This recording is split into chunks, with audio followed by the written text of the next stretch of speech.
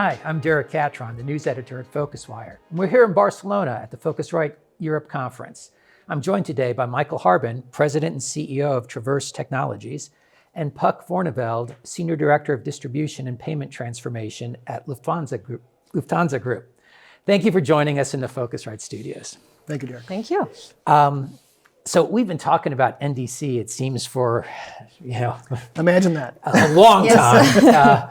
And of course, now we're talking about it again with the recent shakeup at American Airlines. And so I wondered, how does that change the outlook for the shift to NDC? And what's the best way forward for airlines to make more personalized offers to customers without leaving business travel behind? Yeah, I think that's a very good question, Derek, and exactly what we're focusing on right now. And I think from a Lufthansa Group perspective, we haven't changed our strategy or road ahead. We are committed to NDC and modern airline retailing as such, since I think it's been 9 years ago that we introduced our distribution cost charge on EDIFACT bookings, and we still want to go ahead. However, as you mentioned, of course, we cannot leave business travel behind. And here it's like kind of the point that we really need to look into taking them along on the journey. So what we're working on very hard within Lufthansa Group and have been is to equip our global sales teams, which we still have a lot from, to really get that personal touch and also like kind of advisory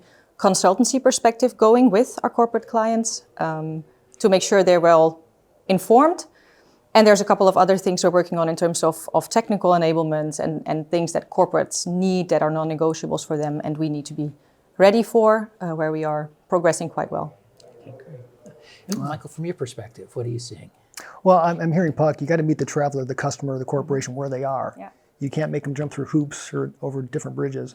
Traverse is a bridge really enabling suppliers and corporations to meet where they are, to enable them to have a corporate booking tool that's booking direct, that allows them and their travelers to have the flexibility and choice to shop and book on their preferred brand directly on their existing mobile apps and website without a lot of heavy lifting or load or integration or fees related. And all while giving the traveler the choice and flexibility to do it their way without ever leaving the corporate wrapper, the corporate environment program, corporate rates, duty of care, policy, data feeds, governance. So we really empower the suppliers, corporations to do all that without us or anybody else getting in the way. No additional booking engine, no third party, no other ecosystem. It's all about the corporation and the supplier, and most importantly, their travelers.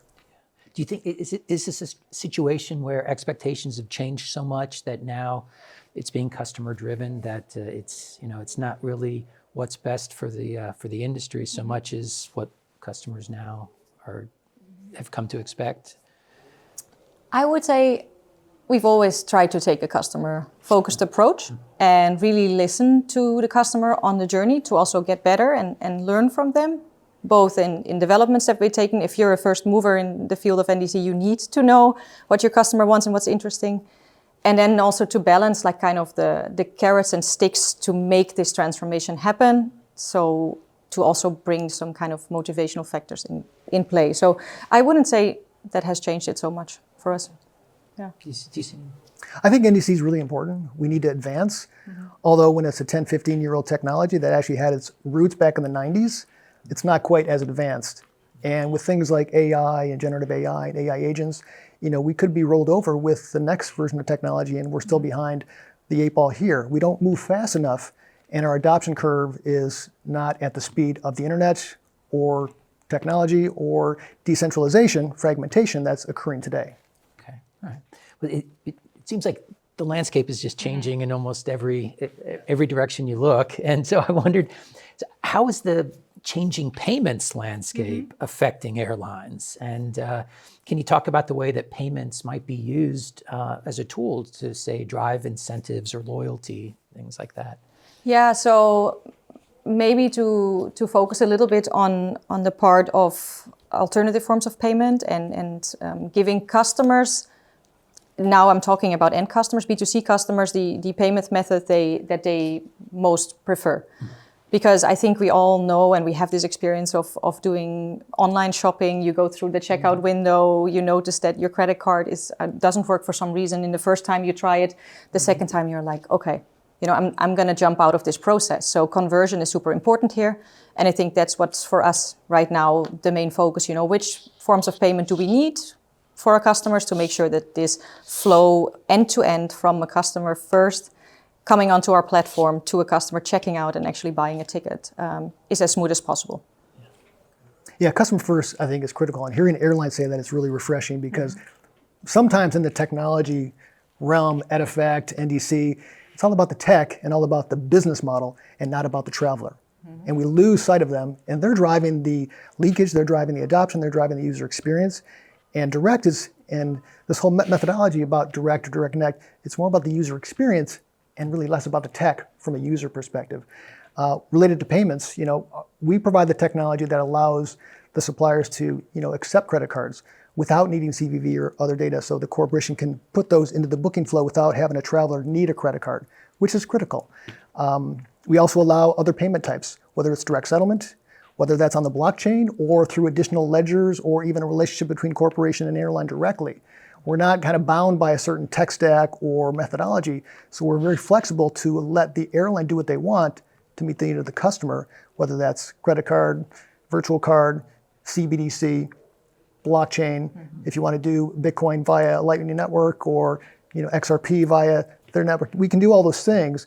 We're not tied into a certain technology stack. Okay, well, that's good. For those who maybe tried to fly in yesterday to Barcelona, and maybe got caught up in some fog, it could have just been coincidental, but we see more and more impacts from extreme weather. It seems every year. Yeah.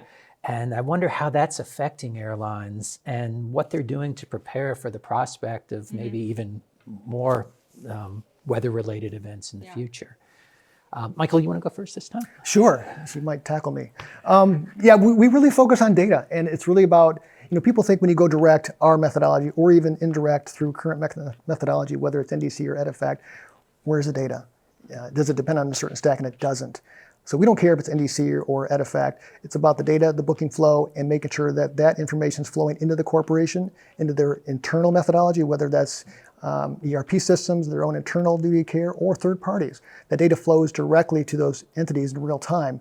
So the corporation is empowered, whether it's a COVID or COVID 2.0 or other situations, they have their indirect methodology and then they have the direct methodology, and they're not losing sight of that traveler's safety. And then we can overlay things like weather, temperature, things like, if you want to look at carbon emissions.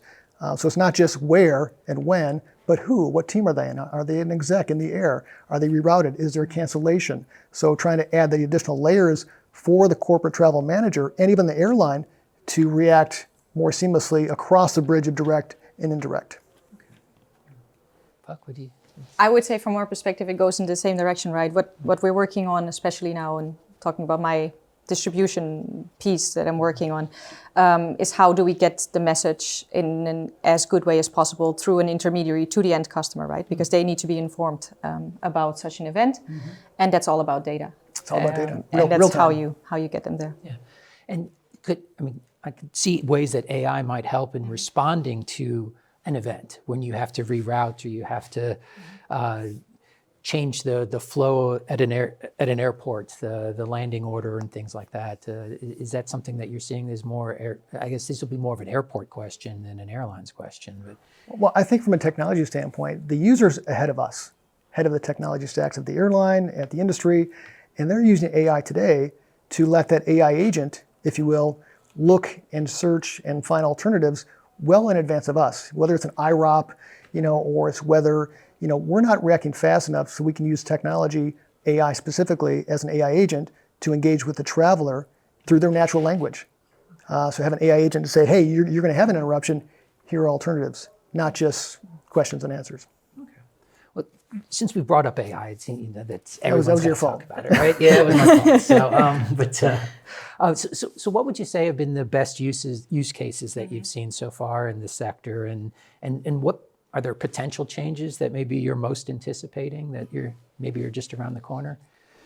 I think for us the key part, what we're focusing on, or at least what I see in our field, is the after sales servicing component of this conversational servicing, basically, and that's really where we can still get better where we are now, developing in a very, very active manner to improve that, especially because, as you just said, in case of cancellation, in case of involuntary events, that's where the customer really needs us to be there, and also to have kind of a companion, a co-pilot, if you would say, to guide them through that process. So I think that would be the most important use case from my perspective right now. Okay.